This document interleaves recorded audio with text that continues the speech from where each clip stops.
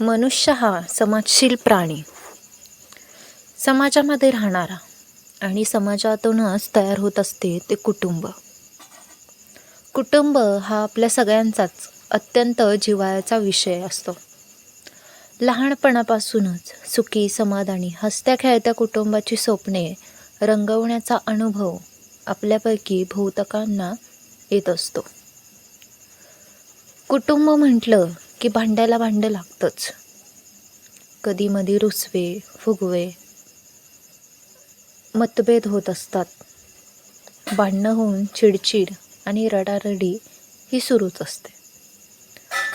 पण कुटुंबात अडचणीत आपल्याला आपल्याच माणसांना समजून घेणे, गरजेनुसार सावरून घेणे, सांभाळून घेणे हेही असतं. कुटुंबात माणसांना आपलेपणाची साथ मिळते, तसेच मायेची ऊब पण मिळते. म्हणूनच कुटुंब हे अनेकांसाठी एक हळवा कोपरा बनून राहतं. काही वेळा असंही होतं की कुटुंबात काही जणांना गृहीत धरलं जात असतं. पडतील ते सगळी कामं करणं, आपली आवडनिवड बाजूला ठेवून अडीनडीला कुटुंबातल्या इतरांच्या सेवेला धावून जाणं असतं. असं माणसं करत राहतात. कुटुंबातले काही सदस्य सतत पडती बाजू घेताना आपल्याला दिसतात. काही कुटुंबांच्या चार भिंती, या चार भिंती आड अपमान, शिवीगाळ, हिंसाचार अशाही गोष्टी घडत असतात. पण लोक काय म्हणतील या विचाराने आणि आपल्या पतप्रतिष्ठा सांभाळण्याचं पोक्ष बाळगत असल्याने त्याबद्दल कोणालाच त्या घरातल्या गोष्टी सांगितल्या जात नाही. चार भिंतीआडचे विषय कधी न बोलले गेल्यामुळे होणारी घुसमट अशी अनेक कुटुंबाच्या अनुभवास येत राहते. खरं तर कुठलीही व्यक्ती कुटुंबात राहत असली तरी आपलं स्वतंत्र अस्तित्व राखण्याचं, आपले विचार आणि मतं मोकळेपणानं मांडण्याचं स्वातंत्र्य सगळ्यांनाच असायला हवं. पण अनेक कुटुंबांमध्ये हे स्वातंत्र्य बाधित राहत नाही. विशेषतः मुली आणि महिलांच्या बाबतीत ते चुरडलं जातं. तेवढं त्यांना स्वातंत्र्य देण्यात येत नाही.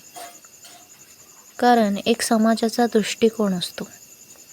समाजाच्या दृष्टिकोनामध्ये मेन काय महत्त्वाचं असतं की त्यामध्ये पुरुषप्रधान संस्कृती ही आपल्या भारतामध्ये जास्तीत जास्त राबवली जाते किंवा चालवली जाते किंवा अजून पण आहे. तर तशा पद्धतीने आपल्या कुटुंबामध्ये पण तो वरचढपणा हा दिसून येत असतो. कोणतेही निर्णय असतील, कोणतीही बातचीत असेल तर त्यामध्ये अशा प्रकारची आपल्याला भेदभाव दिसून येत असतात. त्यासाठी सुदृढ कुटुंबासाठी आपल्या कुटुंबातील गरजा बघण्याबरोबरच घरातील प्रत्येक व्यक्ती हा खुश तर आहे ना, समाधानी तर आहे ना, त्याला कोणत्या प्रकारचा त्रास तर होत नाही याची दखल घेणं पण महत्त्वाचं असतं. कुटुंबामध्ये तेवढी मोकळीक, तसं पर्यावरण असणं खूप गरजेचं असतं. कुटुंबामध्ये मनमोकळा श्वास घेतला गेला पाहिजे. प्रत्येक गोष्टी शेअर करता आल्या पाहिजेत.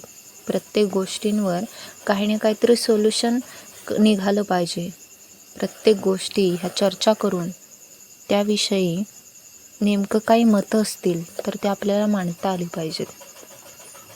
तेव्हा आपलं कुटुंब हे सुदृढ कुटुंबामध्ये येईल. फक्त बघण्यासाठी घर नसावं, तर माणसांसाठी घर असणं हे तितकंच गरजेचं आहे.